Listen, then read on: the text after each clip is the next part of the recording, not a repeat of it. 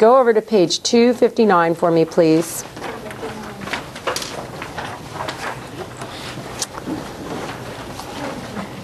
Let's start on number 4.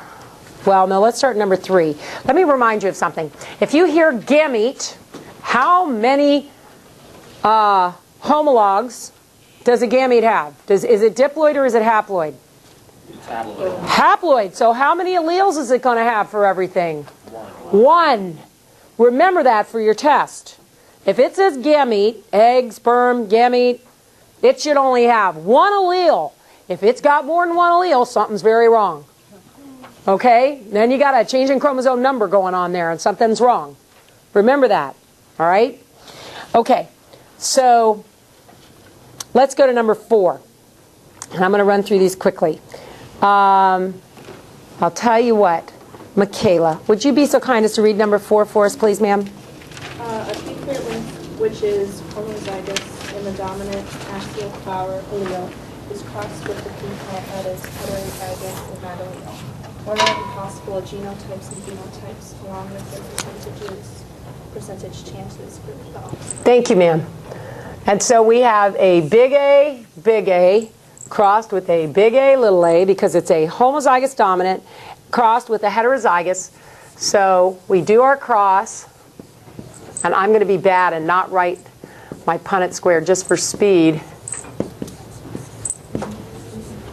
So what do we have? We have phenotype 100% axial, axial, right? Genotype, we have 50% homozygous, 50% heterozygous. Okay? Thank you, Michaela. Carrie, would you read the next one for us, please? A woman is heterozygous in the ability to roll her tongue when extended. If she marries a man who cannot roll his tongue, what percentage of their children will be able to roll their tongues? Remember, for the allele for being able to roll your tongue is dominant. Thank you, ma'am.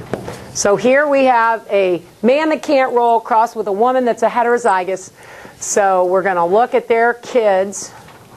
We're going to see that they're going to have 50% able to roll, 50% that aren't able to roll, and 50% heterozygous, 50% homozygous recessive. Okay? Everybody can do these by now, right? Okay.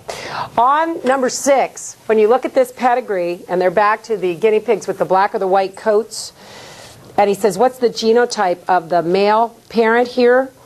Why, the only 2 genotypes that male parent could have is big B, because it's a dominant, or big B, little b. Why do we know that it can't be this one?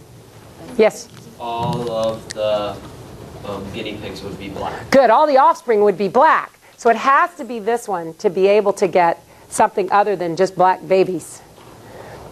Have I lost you? Are you okay with that? Okay. Just making sure. All right.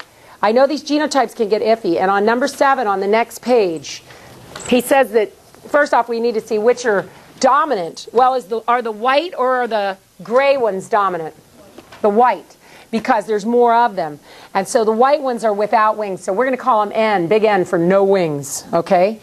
And so then we want to know what the genotypes are of 1 through 4. Well, if you look at the offspring, what are the possible genotypes of the dominant? They could either be no this way, which is homozygous dominant, or they could be heterozygous showing the dominant, right? But if we have, and I just want to show you here, let's say one of the individuals was homozygous, the other heterozygous, would we have any offspring that looked recessive? No, there would be no offspring that looked recessive at all, would there? So all 4 of those parents have to be big N, little n. Otherwise, you couldn't have any recessive show up. And you have recessive show up in each side, don't you? Okay? That's all you have to do to figure that out. Okay. Michaela, you already read, right? Oh, and Carrie read? So we're up to Zach? Zach, would you read number... No, don't read number 8. Yeah, read number 8. We'll do it real quickly. The possible phenotypes and the percentage chance for each in the dihybrid cross between pea plant that is homozygous and producing smooth yellow peas and a pea plant that produces wrinkled green peas. The smooth and yellow alleles are dominant. Thank you, sir. What is this? That's a true breeding, isn't it? When you do that, you're going to get all heterozygous offspring, aren't you? It's going to be 100%, looks like the dominant parent. It's going to be 100% heterozygous. You're done. Okay? Thank you, Zach. Josh? Give the possible phenotypes and the percentage chance for each in the dihybrid cross between a pea plant that is heterozygous in producing smooth yellow peas and another with the same genotype. Okay, give the possible chance. All right, that's the one we did for the lab before and on class. We don't have time to do one right now, so go back over that. Thank you, Josh. Number 10, please, Hannah. In fruit flies, the color of the eyes is a genetic trait that is sex-linked. What is the percentage of males that will have white eyes when a heterozygous red-eyed female is crossed with a white-eyed male? What is the percentage of females that will have white eyes from the same cross? Thank you. Says sex link, so we're going to make the XY thing here.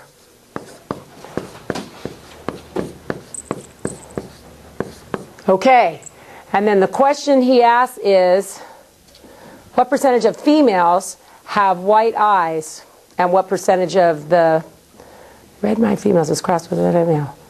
Okay, percentage of males that have white eyes. How many males have white eyes? 50%, because remember, these are the males. 50%, okay? And then it asks, what percentage of the females have white eyes? 50%, right here. See it? Okay. Okay, and then it says, in the case of fruit flies, color again, what must the genotype of a male fly if, when crossed with a heterozygous female, there's no possibilities of having a female with white eyes? Well, we already know she has white eyes, so the only way you could do that is go like this. Then that would make it so none of the females. It's a trial and error thing, just like the pedigrees. Okay? Number 12, if a gamete has 2 alleles, you should have a sign go up in your head. Warning, warning, Will Robinson, something's wrong. Okay, so if the gamete has 2 alleles for the same genetic trait, what type of genetic disorder is this? Well, that's going to be a change in chromosome number. 13, a person carries a genetic disorder but does not have the disorder. How's this possible? They are a genetic disease carrier. They're heterozygous for that trait, aren't they? Do sex-linked genetic disorders affect men or women the same? No. Sex-linked? No. And which one is affected worse? The men, because it's the lack of that extra chromosome to help. 2 individuals have the same genotype for a certain trait, but they are not identical when it comes to the trait. Why? Good. Environmental and spiritual issues. Thank you. A woman has a type O and she marries an AB. What are the possibilities? So if the man is AB and the woman is O, you have 50% A and 50% B type blood. If a person has type B negative, what are the possible genotypes for that person? Include the possible genotypes related both to type of blood as well as Rh factor. If he is a B negative, then he can either be BB, and then this is the little p for the not being positive, or he can be BO little p for not being positive. Okay? Those are the 2 possibilities. And then the last one, what term do we use to refer to genetic traits that are governed by more than one set of genes? Does anybody remember? Polygenetic inheritance. Does everybody know where you're going with this? Take your test and then read the first 34 pages of the Biblical Scientific Creation Model. Go with Jesus, guys.